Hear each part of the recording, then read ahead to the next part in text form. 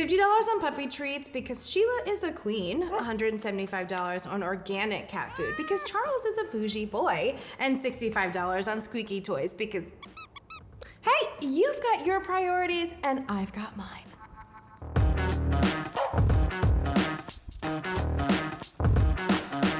Okay, I'm gonna let you in on a little secret. Budgeting can actually be kind of fun once you get into it. Not to mention satisfying and rewarding. Financially rewarding, that is. Budgeting is also important. It's the best way to stay out of a debt spiral and reach the goals you've made. So, how do you stay on top of this whole budgeting thing? Luckily, these days, it's easier than ever. You know, there are so many budgeting tips, tricks, books, and blogs out there. It can quickly feel overwhelming if you don't know where to start. No need to worry. Begin with the basics. Here are a few big picture ideas. Online tools make managing your budget super easy. If you're already using one, hold tight. We'll dig deeper in a sec. But if you're a 100% budget newbie, good news! Budgeting tools are available for everyone, from total beginners to experts. I found my favorite budgeting tool on the Rocket Money app. Pretty much all budgeting templates will ask you to categorize your expenses into two main buckets, mandatory and flex. Mandatory expenses are just that, mandatory. List out all of your monthly bills for things like rent or mortgage payments, car payments, gas, groceries, and debt like student loans and healthcare bills. These are your musts. Not every monthly bill is a must. The rest fall under flex expenses, and sometimes they're the little things that make life grand. As much as I love the weird streaming channel that only shows monster movies from the 60s, I understand that it isn't strictly required. If you want to drill down even more, you can. That's one of the fun things about budgeting. You can tailor it to your own needs. Most tools set up various categories for you, but you can usually customize too.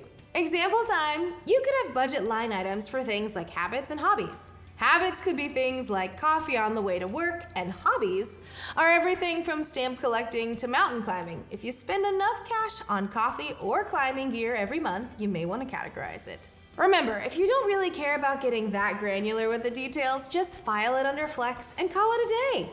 All it takes is one big push up front to think about how you want to categorize your spending, then chef's kiss.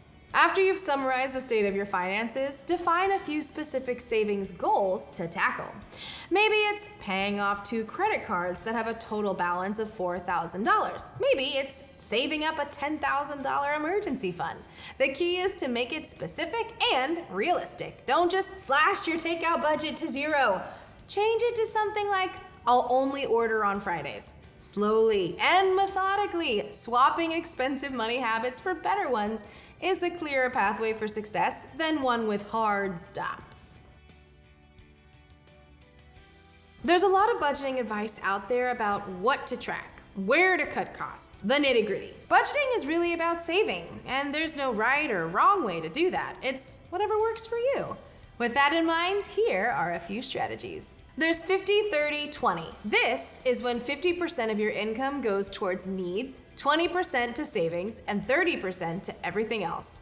80-20, this is when you put 20% of your net income immediately into savings and use whatever's left for your mandatory expenses and fun. Zero-based budgeting is when you know exactly where every dollar you have is going by putting your money into super specific categories. And don't forget about savings rate based. This is when you set a savings rate goal based on your net income, say 35%, and you save that each month and use whatever else is left over. This isn't really different from something like 80-20, but the idea is to set a rate that makes the most sense for your goals and income instead of an arbitrary percentage. Budgeting to the point of mental distress is a recipe for failure. Don't rule yourself with an iron fist. Be strict if you need to, but when you feel like you need a break, take it. Go out with friends, get a massage. Budgeting and saving is a marathon, not a sprint. Keep track of things by reviewing your budget at the beginning of every single month. Think of it like a refresh and check-in. If you spend $20 over on restaurants, no biggie. But maybe if you spend $300 on tacos, dropping that habit needs to be your #1 priority next month. A plan's not perfect if it doesn't account for randomness. This is what your emergency fund is for. But don't blame yourself for going over budget if a big expense comes up. If you really find yourself struggling to stick to your budget, get creative. A few quick ideas include things like asking your friends to hold you accountable, paying yourself an allowance each month in a separate account that you can't withdraw more from, and pulling out all of the money you want to spend on a particular category in cash and not spending more when it's gone. What we haven't talked about is that you should be self-aware about your career, potential raises, and general life trajectory. If you're in school and low on money, but know you're walking into a secure job, sure, splurge on that trip to Spain. Juggling 2 kids with a career you love, but has a history of plateaued wages, focus on that emergency fund. If you want to take an even closer look, we've got more info on budgeting and finances at rocketmoney.com/learn.